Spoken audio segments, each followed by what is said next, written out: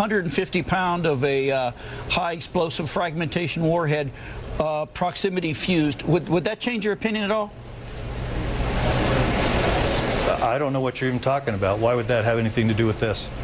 No, I'm saying if what struck the aircraft was a 150-pound warhead that was radar fused to go off in the neighborhood of it, would that change your opinion? So you're saying rather than a missile that actually struck the aircraft, this and this is an actual device, you're saying you're talking about a delayed explosion that was implanted? No.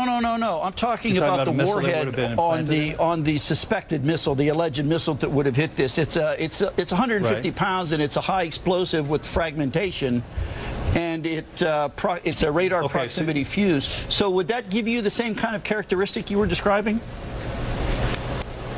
Well, it certainly would. I mean, first of all, you're talking about implanting the head of that warhead missile into an aircraft that's flying at 32,000 feet at 480 knots. So they would have to have gotten into the aircraft and then exploded later. Is that what you're trying to say? If it explodes in the air, if it impacts the aircraft at all in the air, then it would cause a fire on board that aircraft. There's no way that it wouldn't. Rick, you're saying you don't think that's necessarily the case. No, I'm not explaining this correctly, I guess. No, what I'm saying is that the warhead on that missile... I must not be hearing it. I'm sorry, Rick. Go ahead, Rick, go ahead. Explain what you believe might have happened with a missile. Well, if this was the Buk missile that everybody's talking about, the standard warhead on that missile is set to go off in the proximity of the aircraft, not to strike the aircraft. So it doesn't actually hit the aircraft. Exactly. It goes off before. Exactly. It's not a kinetic hit. And it's about 150 pounds of fragmentation.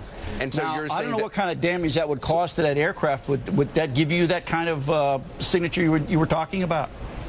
Well, maybe I could compare that to just an engine that has titanium parts in it. When that engine comes apart, and let's look at Sioux City, for example, when that engine comes apart, you're sending fragmentation at least that much, maybe more, but it does explode and it does impact the aircraft.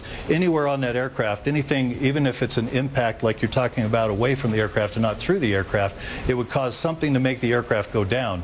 Unless it was an electromagnetic pulse or something like that that was caused by it, that would have shut down all the electrical systems, and thereby the aircraft could have glided down.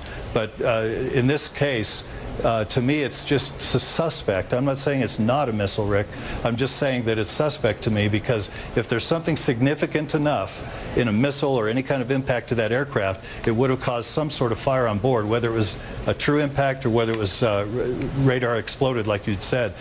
Either way, something to bring the aircraft down, it would have started some kind of smoke, some kind of fire, if the engines were out or any other thing, in my mind. Of course, I'm not a military expert such as you, but in my mind, that's where Jeff, your thoughts? Well,